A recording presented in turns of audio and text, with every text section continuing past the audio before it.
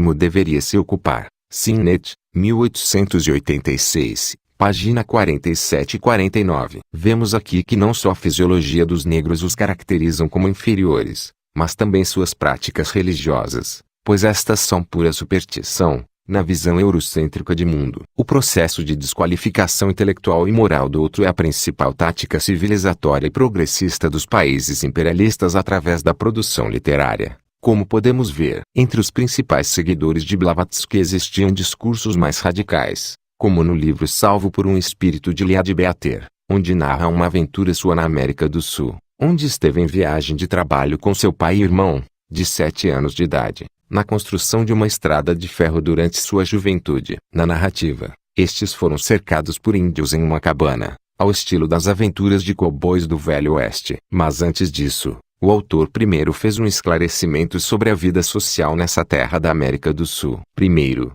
vêm os descendentes dos conquistadores espanhóis e portugueses, raça orgulhosa, indolente, elegante e hospitaleira, de forma alguma destituída de boas qualidades, mas, ainda assim, tendo como sua mais forte característica um imensurável desprezo, ou afetação disso, por todas as outras raças, fossem elas quais fossem. Dessas tribos, muitas tinham adotado um tipo de esquálida semi-civilização, mas muitas outras ainda eram selvagens, indomadas e indomáveis. Homens que viam o trabalho, fosse de que espécie fosse, como a mais profunda degradação, e que odiavam o homem branco com um ódio tradicional, inflexível, e que, estranho como possa parecer, iam ainda além da reciprocidade do infinito desprezo dos fidalgos espanhóis de sangue azul. Será, sem dúvida, incompreensível para muitos de nós que um selvagem seminu possa manter qualquer outro sentimento que não seja o da inveja pela nossa civilização superior, por muito que não gostem de nós.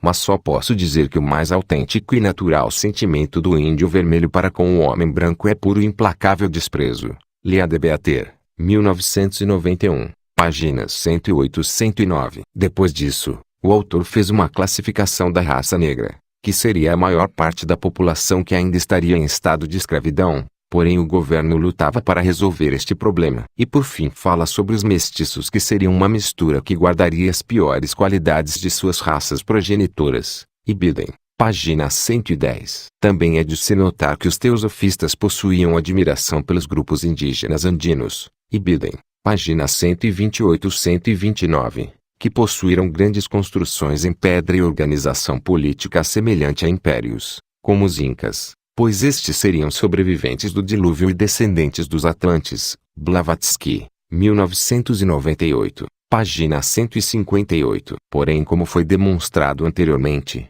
os povos indígenas da Austrália, Ásia, África e os da América que não possuíssem uma cultura materialmente complexa, com grandes estruturas como a dos incas e egípcios, eram consideradas como selvagens e atrasadas. A outra obra literária produzida por Besant Liad Beater em Adyar, Índia, no ano de 1910, a visão teosófica das origens do homem. Os dois, através da clarividência, deslumbraram o futuro da humanidade. Blavatsky era contra a ideia de mediunidade como meio de falar com os mortos. Prática kardecista, argumentava que os médiuns seriam marionetes 21. Ela afirmou possuir suas extensas habilidades devido a treinamentos especiais com seus mestres, habilidades estas herdadas por seus 2 discípulos. Com isto, podemos entender que o dom da clarividência, telepatia e outras paranormalidades são muito queridas pelos teosofistas, talvez como uma confirmação de poder ou iluminação, dádiva dada pelos mestres orientais ou por divindades. Coisas que demonstrem o nível evolutivo dos sujeitos. Mas o interessante é que aqui este dom da clarividência está mais para um reprodutor do presente da cultura daquele que vê, pois as visões de futuro dos 21 cf. A sabedoria tradicional, os registros da ciência dos iluminados. A chave da teosofia, 1982, página 170. Teosofistas parecem mais uma visão do presente imperialista da Inglaterra do século XIX. Usando as obras de Blavatsky como base, explanaram na primeira parte do livro sobre o passado remoto da humanidade, o desenvolvimento das raças e civilizações como a Lemuriana e Atlante. A segunda parte foi feita por Liad Beater, uma projeção bem detalhada sobre o futuro da humanidade. O livro é basicamente uma narrativa sobre como a raça indo-europeia, ariana, sinônimo de nobreza no sentido britânico para os autores, partindo da tradução do sânscrito das obras de Max Muller, conquistou o mundo através de vários ciclos civilizatórios em diferentes eras. Desenvolveram tudo baseados na ideia de que Manu 22 foi uma espécie de demiurgo da raça ariana por volta de 60.000 a.C. Raça essa perfeita, honesta e incorruptível. Além disso, esta raça não se misturava com outras, a ponto de nem receber estrangeiros dentro de suas casas. Os autores compararam o comportamento dos arianos ao dos cavaleiros britânicos. Besant, Lia de Beater, 2009. Página 185-186. Nota-se a busca por uma construção de identidade pela antiguidade, passado memória, onde a visão eurocêntrica se fundamenta num passado fantástico que justifique suas ações e noção de cultura sofisticada em relação às outras. Segundo os autores, por volta de 45.000 a.C., numa missão de espalhar a cultura e civilização superior, os arianos conquistaram a China e o Japão e se espalharam pelo resto do Oriente, onde passavam eram bem recebidos e considerados deuses. Ibidem, página 190. Também é dito que alguns dos membros da sociedade teosófica foram em vidas passadas, parte de famílias colonizadoras arianas nessas empreitadas pelo mundo antigo e ficaram responsáveis pela civilização das novas sub-raças. É dito que Agao-Kote foi o rei Ashoka 23 em uma de suas vidas passadas. Ibidem, página 234. Apelando para uma 22 Manu é o termo em sânscrito para homem. E na tradição hindu,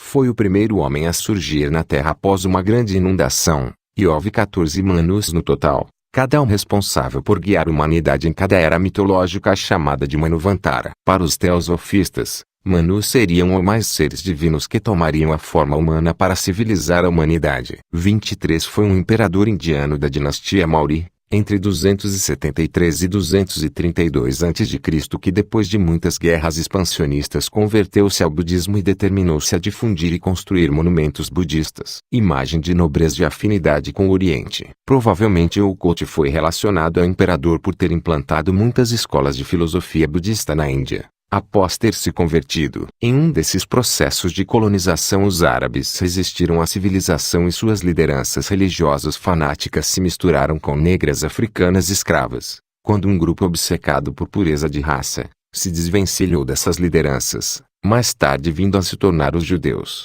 Ibidem, página 192-194. Interessante a transferência feita. Quem era obcecado por pureza de raça eram os judeus e não os europeus brancos. Uma provável tática de justificativa para o antissemitismo. Esse tipo de discurso, onde há a noção binária de civilizações avançadas/atrasadas, foi abordado por Edward Said, 1999, página 213, onde se evidenciam no século XIX, muitas obras de escritores como Arthur de Gobineau, Robert Knox e John Slack. O incentivo às ideias de classificação das raças que justificavam a dominação das ditas civilizações avançadas sobre as atrasadas. Explica-se a construção da ideia, desde o século XII, sobre os árabes serem inferiores moralmente aos cristãos, além de obras do século XX onde ainda perdurava a ideia de que os árabes não passariam de uma heresia ariana de segunda ordem. Ibidem, página 72. Na obra dos Teosofistas, capítulo 21. É dito que foi do Egito que se infundiu o sangue árabe em várias tribos da África Oriental. Ibidem, página 226. Pois havia necessidade que os arianos misturassem o seu sangue superior com os outros seres inferiores até o ponto em que os espíritos, almas, dos arianos teriam que encarnar 24 em corpos de tipo inferior, egos pouco adiantados, que haviam passado por sub-raças anteriores sem progredir grande coisa. Ibidem, afirmam na obra que era nítida a inferioridade dos Zulus 25 em relação aos arianos, que bastando uma tintura de sangue ário numa tribo inculta lhe deu certas características necessárias ao seu melhoramento. Ibidem, percebe-se a extensão do racismo, não sendo apenas de pigmentação ou 24 alma ou espírito que passa a nascer em um corpo humano. 25 povo que vive ao sul da África. Cultural, também seria espiritual. Argumento similar à doutrina de Allan Kardec. 26 para explicar a inferioridade da raça negra em relação à branca, apelando para a frenologia. 27 ciclos de progressos encarnatórios. O esquema das raças exposta na obra é basicamente, dentro do que nos interessa neste artigo, a ideia de que num passado remoto, uma das raças raízes, primordial, seria a ariana e essa se dividiria em sub-raças. Algumas destas são a árabe, a persa, a romana e a teutônica. Esta última ganhando destaque na descrição por ser adjetivada como robusta, vigorosa, de elevada estatura, rosto formoso, cabeça alargada, cabelos finos e olhos azuis, de caráter persistente, senso prático e sincero, Ibidem. Página 219. Os teutônicos eram brancos e superiores aos seus antecessores e se dispersaram pelo mundo em 3 grandes levas. Os do primeiro grupo se tornaram os sérvios, croatas e bósnios. O segundo, lituânios, letões e prussianos. E o terceiro grupo se tornaram os germânicos. Um trecho deixa mais claro que seria essa raça superior. Como suas predecessoras, a sub-raça teutônica tem ainda que estabelecer seu império mundial, cujo começo já presenciamos. O tremendo desatino do século XVIII, que separou da Grã-Bretanha as suas colônias da América do Norte, poderia reparar-se por meio de uma aliança ofensiva e defensiva entre ambas as metades, e outra aliança da mesma índole com a Alemanha, terceiro fragmento da sub-raça teutônica, a fim de constituir um império confederado. Os últimos acontecimentos demonstraram a elevação da Índia ao seu justo lugar nesse dilatado império, destinado a ser tão poderoso no Oriente como Ocidente. Ibidem. Página 220 e 221. Percebe-se aqui, e na segunda parte inteira do livro, que as previsões do futuro estavam totalmente baseadas no presente vivido pelos autores, onde ocorria a forte presença imperialista da Inglaterra no mundo todo. A ideia era que o projeto da sociedade teosófica seria, segundo os comandos de Manu e dos mestres da 26 Kardec, Alain, Revista Espírita, ed. Feb. Ano V número 4, 1862, página 148-151, e Kardec, Alain, A Gênese, ed. Lac, São Paulo, primeira edição, comemorativa do 100º aniversário, página 187. 27 No tempo do fundador do Espiritismo, a frenologia era uma ciência que estava em voga e consistia no estudo das faculdades humanas a partir da configuração craniana, desenvolvida pelo médico e anatomista alemão Franz Joseph Gall, 1758-1828, chegou a causar polêmica nos meios acadêmicos da época. Fraternidade de Luxor ou Fraternidade Branca, Godric Clark, 2007, página 73, ou ainda a Grande Irmandade, Lubelski, 2013. Página 348, que seus membros fossem os organizadores da sociedade do futuro, levando a humanidade à perfeição. Essa sociedade começaria um pouco isolada e depois faria diversas alianças com outros países. Ibidem. Página 240. Notamos aqui uma espécie de messianismo dentro da influência cristã que Leade Beater e Besant fortaleceram no grupo, onde os teosofistas seriam grandes líderes e que espalhariam a verdade e civilidade ao mundo todo. Um discurso bem etnocêntrico e nacionalista, pois estes classificam a Inglaterra como centro de radiação dessa civilidade, promovendo um plano utópico totalmente relacionado com o projeto de dominação mundial dos britânicos durante o século XIX. Leade Beater também classificou as raças criadas por Manu, como sendo a raça ária pura, branca, a primeira, a segunda seria a área tolteca, avermelhada, e em terceiro, amarela, a área mongólica. Nota-se a ausência dos negros nessa classificação. Ibidem. Página 229. Leade Beater desenvolveu uma estrutura geopolítica da raça do futuro e seu modo de vida, onde todos descenderiam fisicamente de Manu, todos estudariam a teosofia em templos piramidais e coloridos, com uma religiosidade cristã. Não existiriam tribunais nem força policial por não serem necessárias. Ibidem.